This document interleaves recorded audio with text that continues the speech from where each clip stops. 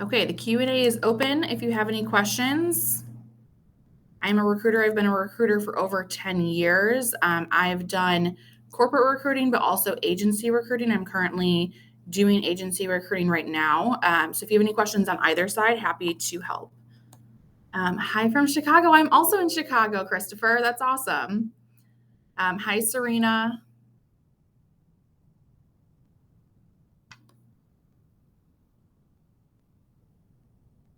What industries are you all in?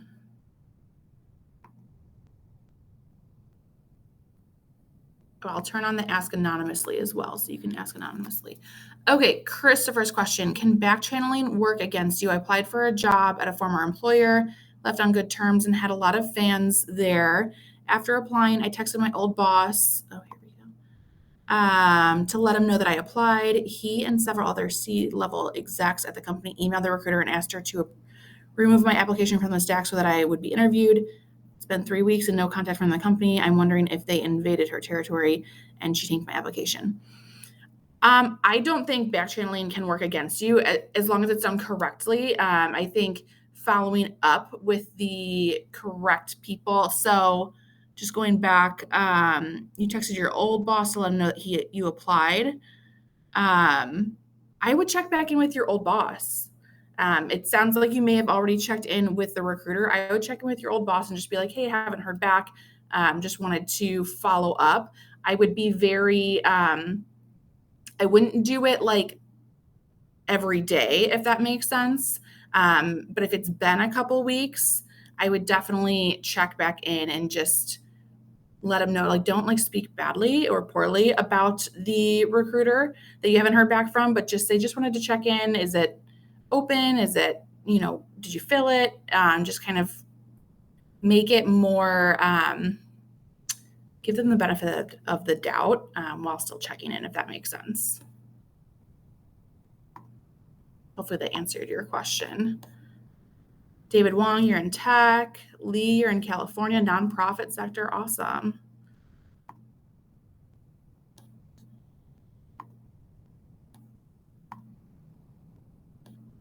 Tim, you're in New York. Another question. Okay. How has AI changed the way recruiters review resumes and screen candidates? So I actually get this question a lot. And one of the questions that one thing that people really want to know is if AI is screening out resumes. And I use every job board there is. I have not seen AI screen out resumes unless you are out of the country, like applying to, like I'm in Chicago. So if you're applying to a job that's located in Chicago and you live out of the country, you can check box it when you post the job to have those candidates screened out, because obviously it's not going to work. But AI has changed basically by ranking candidates. So it's never that you're filtered out. And I've done research on job boards extensively on this. There's no job board that just will filter you out. Like a human cannot view your application. A human can always view your application if you apply. The way that AI works is that it will filter and kind of rank the resumes to the job description. So you want to make sure that your resume has keywords to the job description, because that'll rank you higher in the list. So the platform that I use is through Salesforce. And it'll give me like a short list of candidates, but then I have all the other candidates there. So I'll go through the short list first. And if I'm not finding what I need there, I'll go through the other candidates. So have your resume match the job description, but still in your own voice, and make sure it represents your experience. But if you can put in some keywords to match it, it'll rank you higher and you'll be seen quicker.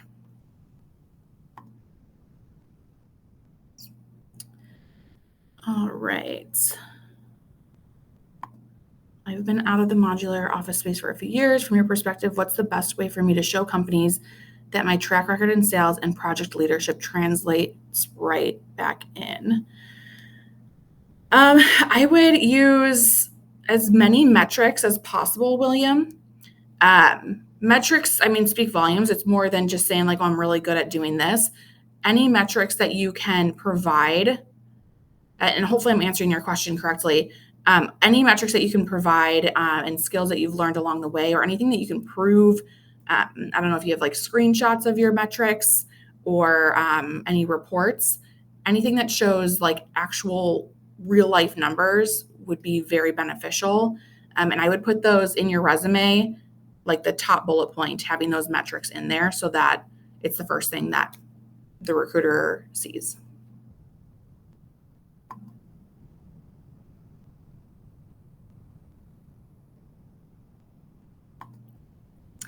All right, what percent of your hires are from networking versus job postings?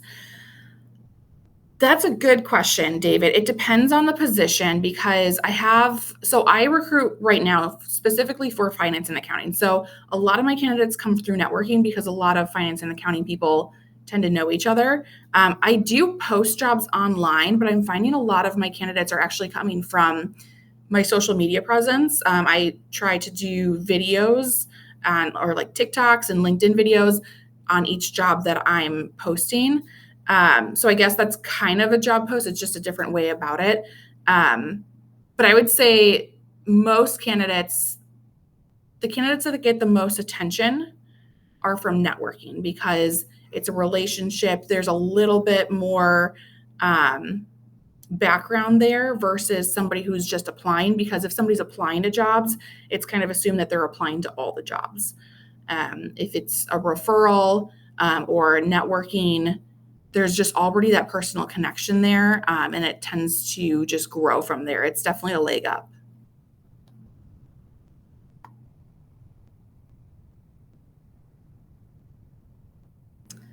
All right, any recommendations on trying to get back to work after caring for a family member that was ill for a long time, more than a year? I would just be honest. If I see a gap on a resume, I will ask, but it's not, and this is speaking for myself. There's people out there that are not as nice, but when I'm asking, it's because I just want to make sure I'm not missing anything. So if you're honest, I mean, people understand if you're taking care of a family member, like that has to be done, right? I think just being realistic on where you can get back into the market after taking so much time off is more of the challenge. But I would definitely say network, meet as many people as you can. Like I just said with David's question, it's more of because it's a warm contact. If you're networking with people and seeing where you can use your skills in different jobs and just kind of being flexible in where you're getting back into the market, that is probably the best way to go about it versus trying to pick back up where you left off. But if you can get your foot in the door anywhere through a referral or through your network, that's a really great path to getting back into where you were when you left off. Hopefully that helps.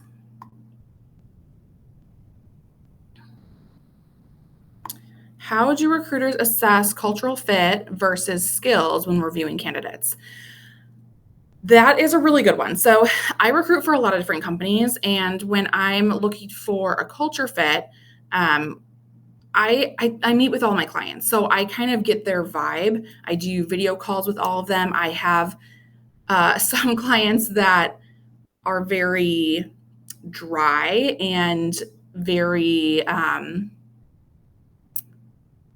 not as warm and fuzzy, if that makes sense. And then I have other clients that are like, we could talk all day about literally nothing, and it's a very enjoyable conversation. And so when I'm interviewing candidates for those positions, I try and make it so that the personalities match up. And even if they don't, I do try to, like, if I have you interviewing for the client that is more dry, I'll say, hey, heads up, this guy is hard to read. It's just who he is. It's how he came off with me. Don't be alarmed by it.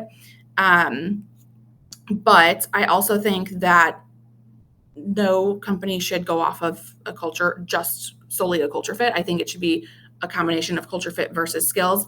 And as a recruiter, I'll go through your skills while also kind of getting a feel for your culture fit, if that makes sense. So it's in how you answer your questions. You want your personality to show through, even when you're answering questions about your skills. If I don't know, you just want to be like a real person, like a human. You don't have to be robotic or super corporate. I find that the best candidates that I work with and am able to place are candidates that I enjoy speaking to, because like we're just able to connect and the conversation flows while also talking about their skills and their experience and learning more about what they can bring to the table.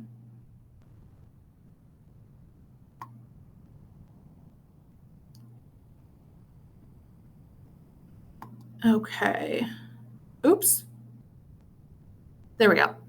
I bring decades of experience, but I know age can be a silent question mark.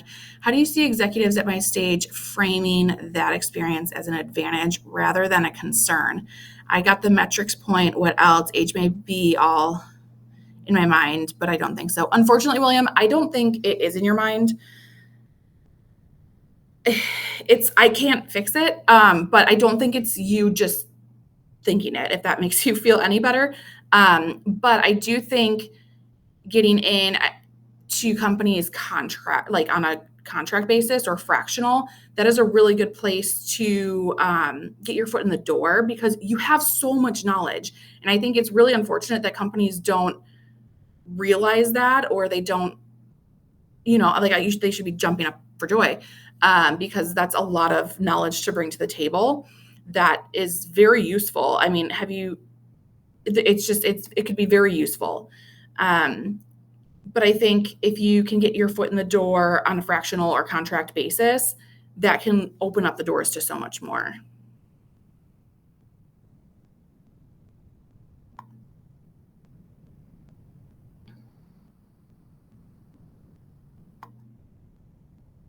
All right. I'm starting a new job next week. What and how much activity should I continue, like posting on LinkedIn, to make sure I'm ready for the next time I might be looking for a job? Congrats on your new job, Serena. That's very exciting. I would maybe once a week, it just to kind of keep your profile active, post something that is industry related or that you found interesting and add your point of view to it. Definitely, yeah, I mean, I'm a big poster on LinkedIn. I post videos. I see another question on if I'm a pro voicer. Yes, I am a pro voicer.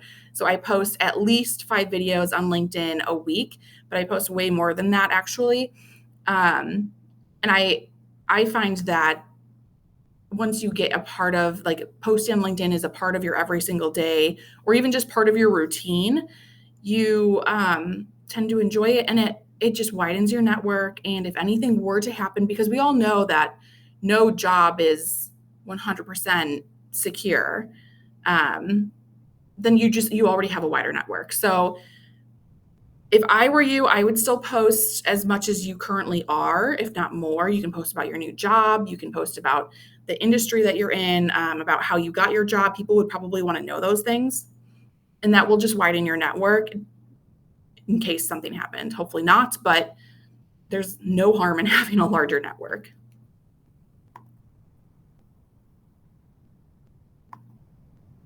I did answer this, but yes, I am a pro voicer. I've actually followed JT for a very long time. And when she came out with Pro Voice, I was like, this is exactly what I'm looking for. And it's been great. JT is amazing. All right. When HR screens candidates outside an industry, what do you listen for that signals this person can hit the ground running? I think it depends on the industry, and like if you're in finance or tech or, but I think the biggest thing is the technology. Is there technology that you've used that's similar? For like in finance and accounting, there's a lot of software that is used for accounting that can be that's like very similar to other industries, even if it's not the exact same thing. So knowing what technology you have that is similar to other technology, and that just comes with doing research on the position that you're interviewing or applying to. The other thing is anytime that you can highlight where you've already hit the ground running, like we've all done it before. I think just being able to highlight, like, I went into this company, I didn't know the industry, I didn't have the exact technology experience, and I was able to figure it out. And this is the success story of that. I think just being able to highlight how you can learn on the spot and not have to be handheld is definitely a huge indicator that you would be successful in that role.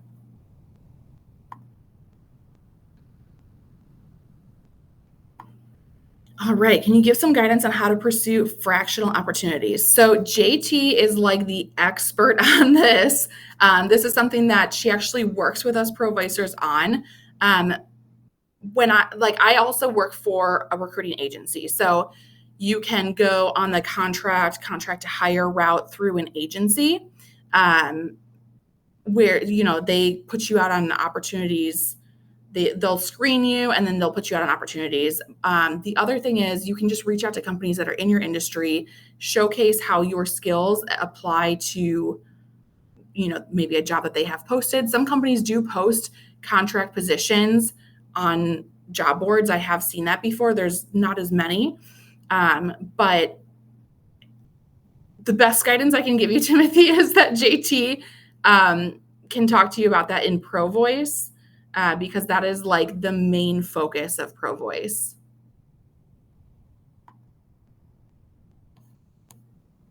Did I answer? Okay, and I see a chat going over here. Sylvia from Canada. Never been to Canada. Oh, another question. Okay. Are there skills or experiences that companies and organizations are prioritizing more in 2025? Depends on the company and the industry. What I've seen is companies love people who have analytical experience. AI experience is definitely highlighted. And the request that I get just across the board is that they want somebody who doesn't need to be handheld and is a self-starter. So in a lot of the positions that I've filled that I've had to replace the person that was in the seat was because they just kind of sat and waited for somebody to tell them what to do. They needed to be handheld. So I think just being proactive and being a self-starter, instead of just sitting and waiting for somebody to tell you what to do, is definitely a skill that is lacking right now. But then when it comes to like technical skills, analytics, AI, Excel is a big one. And there's a lot of free resources on, especially Excel. There's a lot of free resources on that on YouTube. I always recommend candidates go and try and learn something on YouTube. If you're looking at a job description and it has something in Excel like pivot tables or VLOOKUP or macros, go research it on YouTube and learn all about it. Because if you can say that you have advanced skills in Excel, companies love that.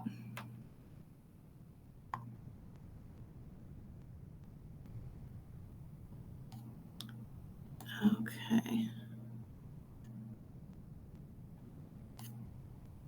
Any other questions? Oh, here we go. Hiring priorities. What qualities are companies asking for most in senior sales executives right now beyond the obvious sales numbers? I've been on several interviews, but what else? My age and stage seem to be a hurdle. I need super excellence. And I'm going Pro Voice and Fractional. It just started. Yay. Pro Voice is amazing. I think once you get up and running with your videos, that will really, really help. Because I am an agency recruiter, I basically am in sales. I like to say that I sell people for a living, just a little cheeky. But the biggest thing, like when we are hiring sales people to our team or agency recruiters, we are looking for people who have the energy, are outgoing. So, which is actually kind of weird because in person, I feel like I'm not outgoing, but I'm not afraid to pick up the phone and call anybody.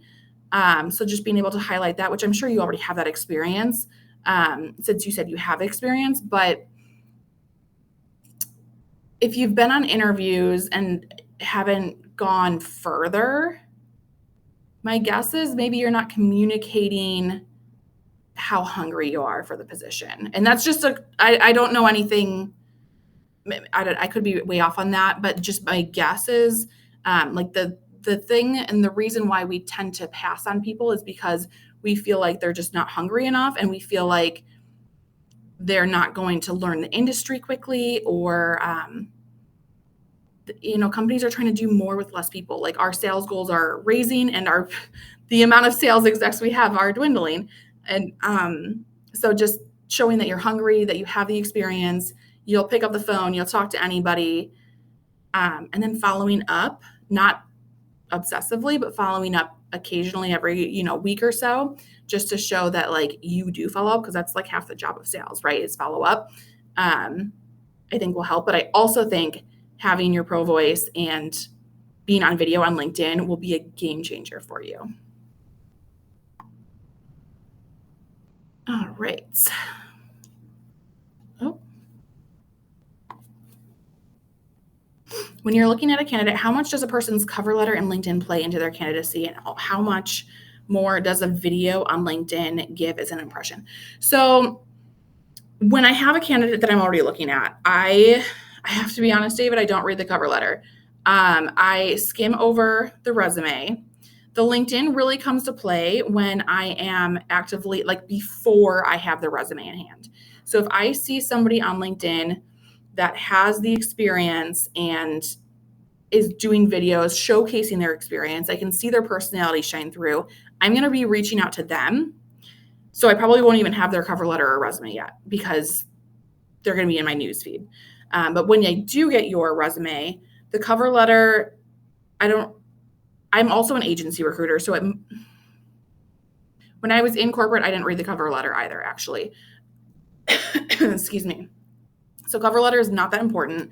I think having a resume that showcases why your experience is applicable to the position is the most important thing. Like, don't make me try and figure it out. Don't make me try and search for it. I look at so many resumes a day. I want to be able to like skim it and be like, yes, I'm going to call them. And then I'm going to find out more about their experience. Instead of like, if I skim it, I'm like, I don't understand why they applied to this position. But hopefully that answers it, because it was kind of two different answers. But like, if you have a video on LinkedIn, or you're like always in my LinkedIn newsfeed, and I've picked up candidates from LinkedIn because I'm always in LinkedIn. But if you're showcasing your knowledge and your experience in LinkedIn, I'm going to be reaching out to you, and I'll probably put more time into your resume because I already know your experience from your LinkedIn feed, if that makes sense.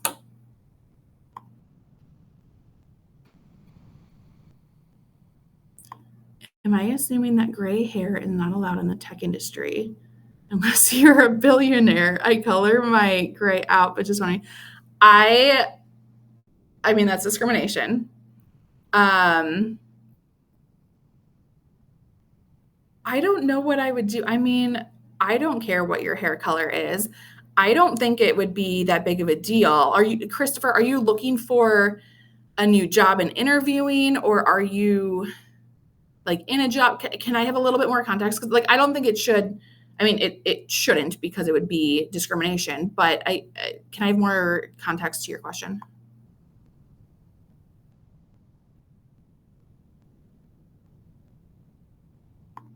Yes, David. LinkedIn visibility is way more important than resume, because when I post a job on LinkedIn, I can't even tell you how many resumes I get, and 90% of them are not even applicable to the position that I'm recruiting for. So it's really difficult as a recruiter. And I know this is not just me, because I talk to every client that I'm working with. They're like, I posted it, but I don't even know what I'm looking at, because people who are out of the country, across the country, completely like they're like in the food industry, but they're applying as an accountant. I'm like, I'm not even sure you read what I'm looking for, because none of what you're applying with says that you would be a fit for this job.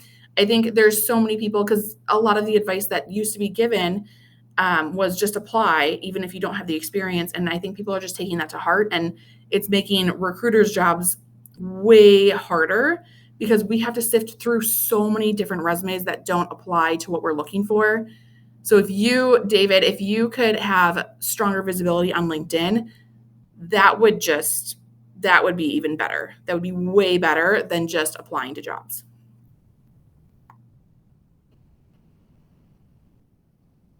All right, I was cut from a struggling startup, so looking again.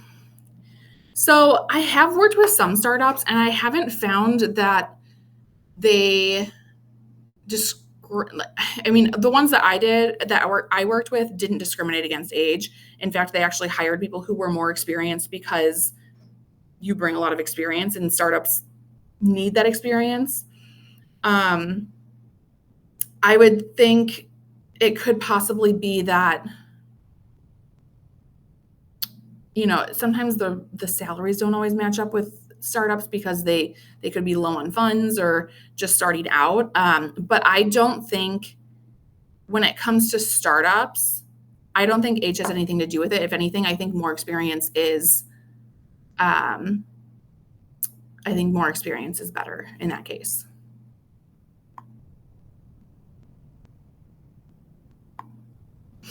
All right. JT says resumes are dead.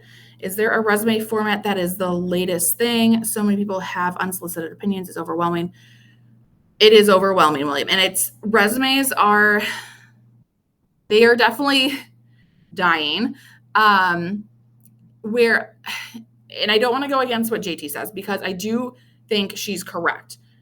When I'm presenting a candidate to a client, I do need to have a resume, but I think these like fancy resumes, don't pay somebody to do your resume. I think that is a complete waste of your money.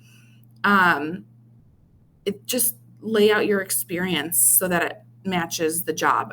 Nothing has to be fancy. It just has to be easy to read, and it has to truly show your experience and kind of explain why you would be a fit for the job.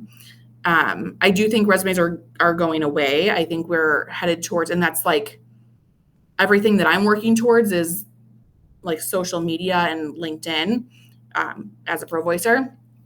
But I do know that to apply to a lot of jobs, you need to have a resume right now, but don't pay somebody to do it for you.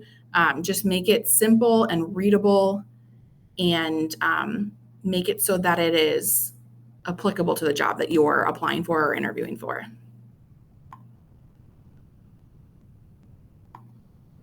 What are you seeing in terms of hybrid and remote opportunities? Seems like they are disappearing. Yes, they are. So remote jobs are very hard to find, and I actually don't recommend them because they are the first jobs to be cut because they don't know you personally, and they could call you back into the office at any time. So if you take a remote job that is across the country, like you could be out of a job when they decide all of a sudden they need everybody in the office. And also remote jobs are so, like there's so many applicants. Like I already talked about just any job.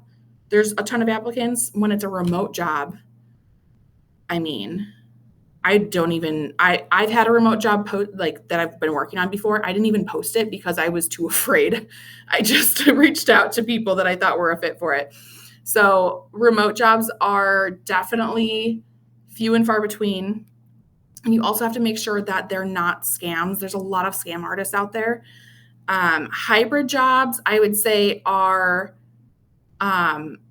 there's less of them than there was a year or 2 years ago. They are still there. And hybrid means something different to everybody. I have one hybrid job right now that's 1 day a week in office. And then I have another hybrid job that's 4 days a week in office. So hybrid means something different to everybody. I think you have to decide what's most important to you in your career. Like, do you want to hold out for something that is completely remote that may not be as stable, or do you want to just get your foot in the door and get to work? But yes, they are disappearing. The competition is very high, and it could change at any moment.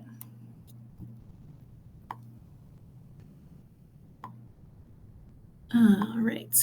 What's one piece of advice that you would give to job seekers right now, especially for those of us who've been searching for a while? I would say network, get very active on LinkedIn, which will help you networking, because I feel like networking these days is online. I don't go to any in-person events, not because I don't. I have a lot of kids. I have a lot of outside of work activities that I have to tend to. I don't have time outside of normal work hours to attend recruiting or networking events, and I feel like a lot of people are the same. everybody's just very busy right now. So social media is your best networking. People you already know, reach out to them and see if they have any jobs. And I think also just reaching out to recruiters that are specifically in your industry and being open to even contract or fractional work just to get your foot in the door, get some extra experience. One thing that I find with, excuse me, people who have been looking for a long time is sometimes, unfortunately, you have to lower your expectations a little bit so that you can get your foot in the door and then get ahead. So I know it's not the answer that everybody wants to hear, but that would be my best advice. Because once you get your foot in the door too, you can like prove yourself even more than just continuing to interview. Remote job equals phishing scam. Not always, but I've seen so many people scammed. Like I don't know. I've seen so many people scammed that I would be very hesitant to give out any information to somebody posting a remote job, and even like a normal on-site job. You should like be meeting people face to face or at least on video before you give out any like personal information other than like your resume with just your name on it, if that makes sense. How many job ads are just a way of selling you a resume writing service? I don't know. I have not heard of job ads being a way of selling you a resume writing service. I have not seen that, but I would be interested to know more because that's very strange. I would not pay anybody to write your resume. All right, what's one thing I should avoid saying or doing that could make me look out of step? I wore a dress shirt, tie, slacks for an interview, and was way overdressed, over budget. The HR lady said dress for success, and I overdid it. I think it's way better to overdress than underdress. I think do a little research on the companies that you're interviewing for. The HR lady said dress for success. So like you did it. That doesn't scream out of step for me. I think if anything, showing up dressed for success really gives you a foot ahead because it shows that you care. You don't want to show up for an interview not dressed for success and just looking like you don't actually care about being there.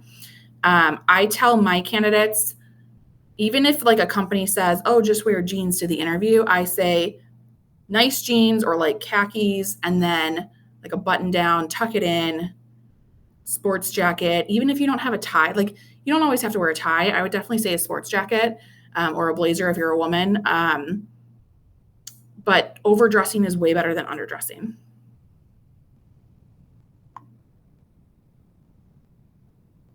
All right. We're a little bit over time, but any other questions?